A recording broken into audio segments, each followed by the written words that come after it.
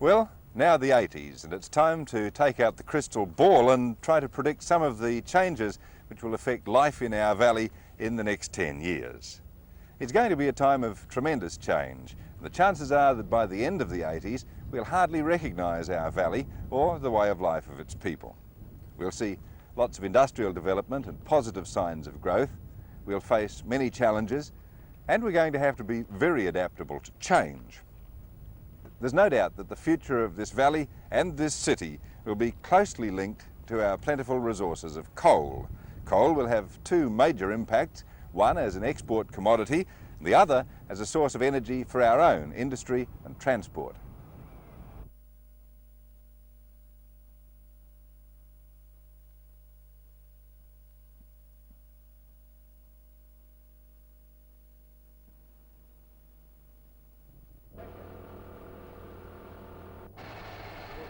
We may again see coal-powered ships and locomotives, although the new generation will be very different from the dirty, polluting steam engines of the past.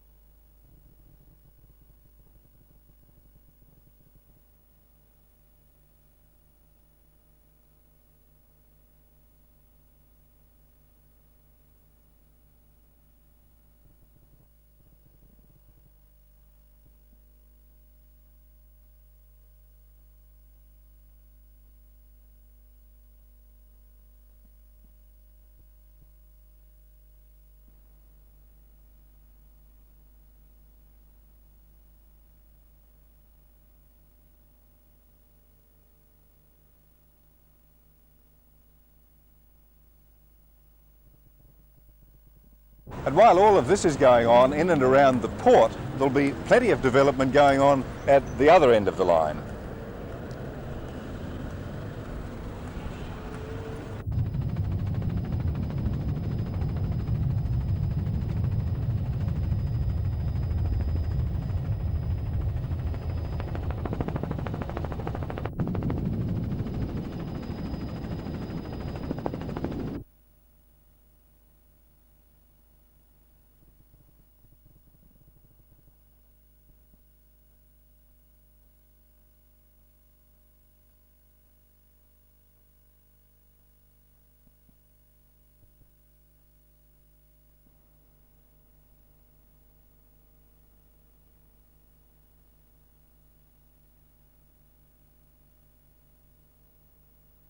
One of the most significant developments in the field of railways will be the construction, after 50 years of delays, of the line west from Sandy Hollow.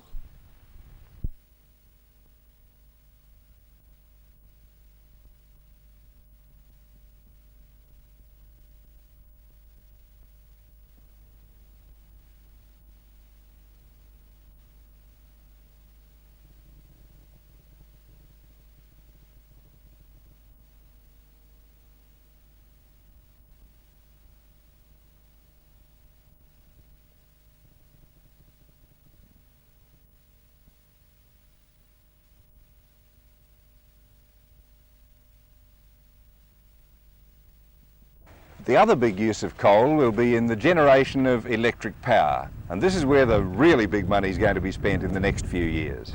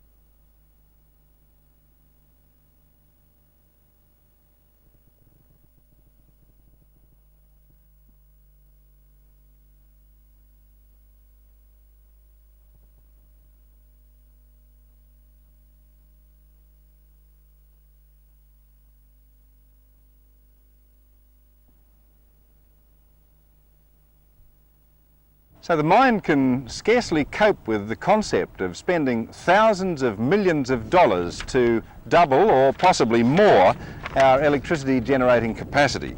One of the major reasons for rushing ahead with this growth is the expected boom in the building of aluminium smelters in this area. The Hunter Valley has suddenly become highly desirable as a centre for aluminium production, and there are several reasons. The first is our abundant potential in electricity. The smelting process requires huge amounts of it, and also good access to sea and rail transport, both for the bringing in of raw materials and the dispatch of the product. The multinational companies also look for countries which are politically stable. Many of the countries which were smelting nations in the past relied on oil for power generation, and the companies see oil as a highly volatile commodity in more ways than one.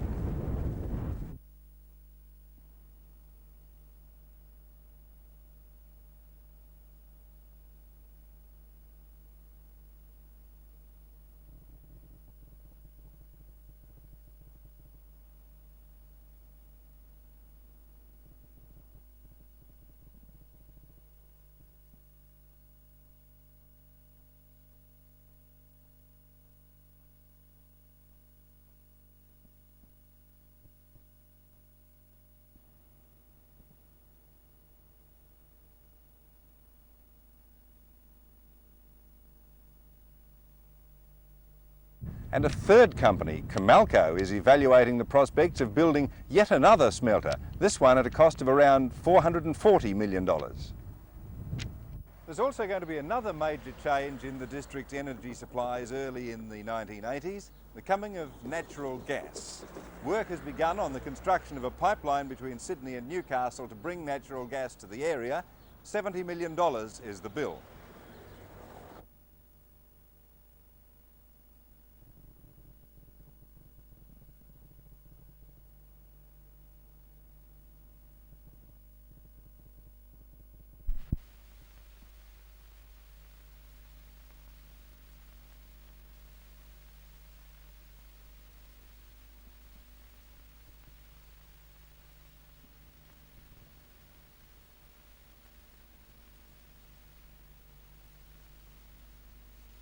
But there may be a more important reason for the oil pipeline. It may well be that before the 80s are out, oil will be flowing back down that line from Newcastle to Sydney, oil made from bountiful Hunter Valley coal. Other industries, big and small, have development plans in the pipeline.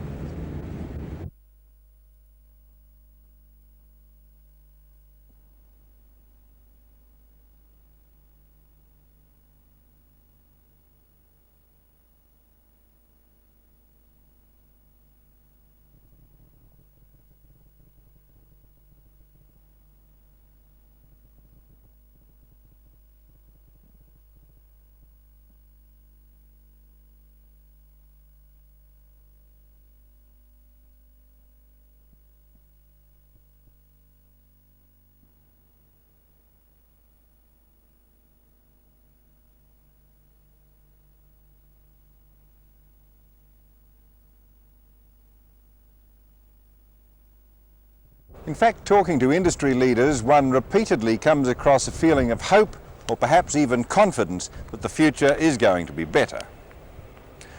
Now let's take a look at the future of transport.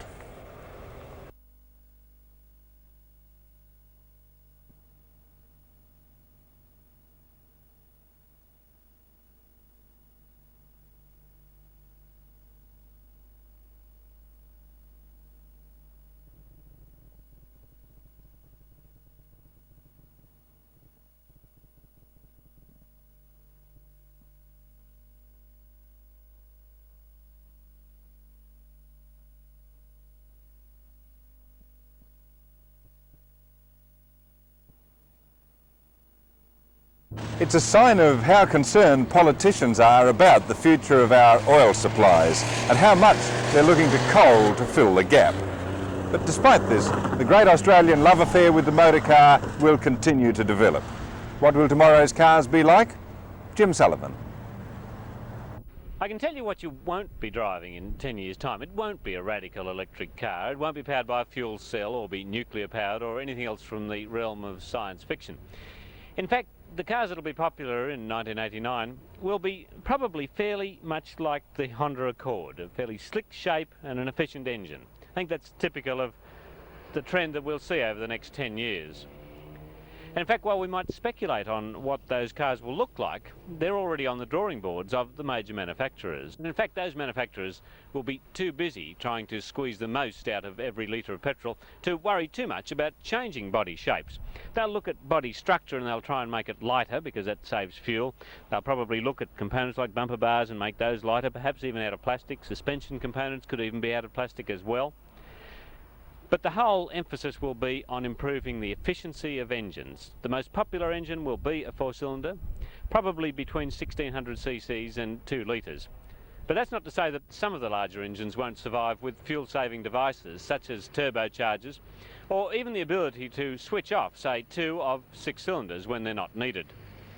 Transmissions will get some attention. We'll probably see more multi-speed gearboxes, 5-speed gearboxes, and perhaps automatics that operate over a narrow power range so the engine can again be more efficient.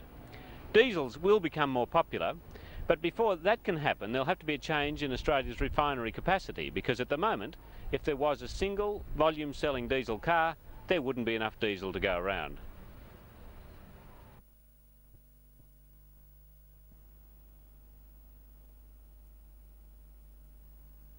The city itself will change almost beyond recognition in the next decade, and it'll cost many millions to do it.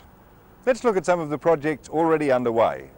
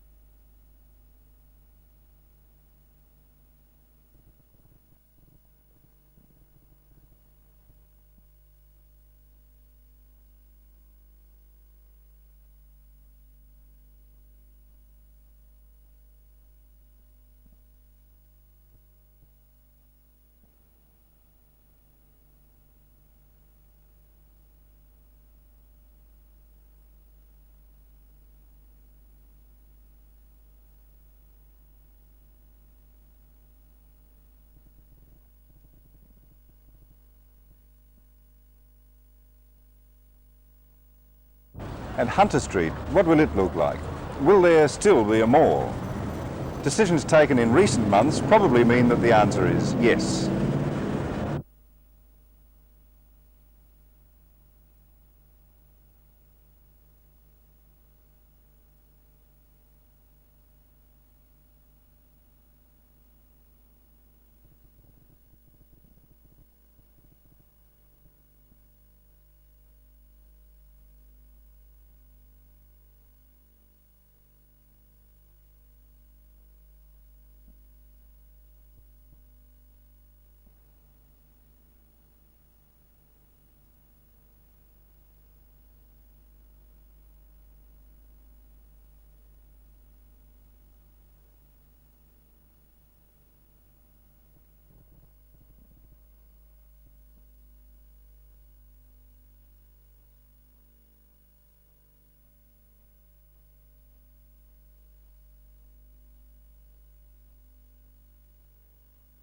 So there are plenty of reasons already to believe that the city will look very different in a few years' time.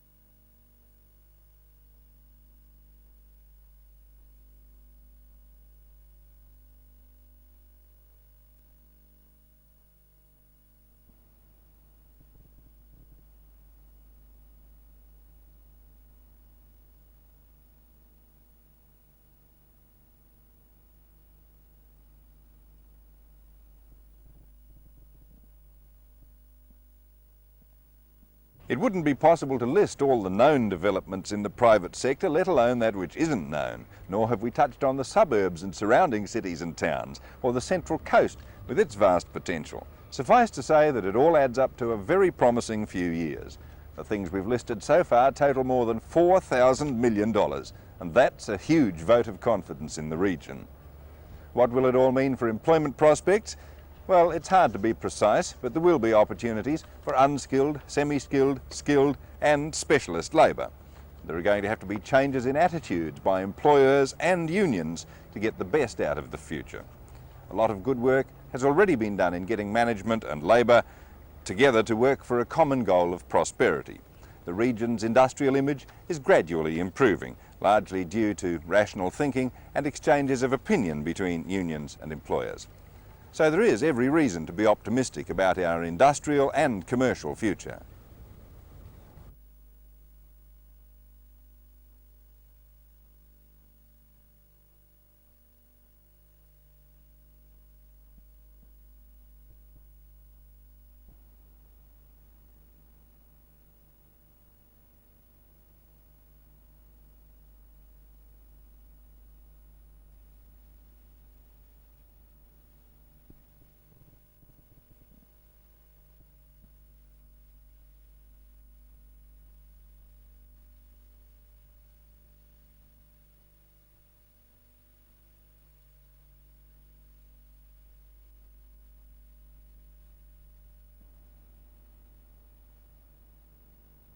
We could go on and on, but I think we've rounded up a sufficiently representative sample of what's on the agenda to be able to say with a great deal of confidence, now the 80s.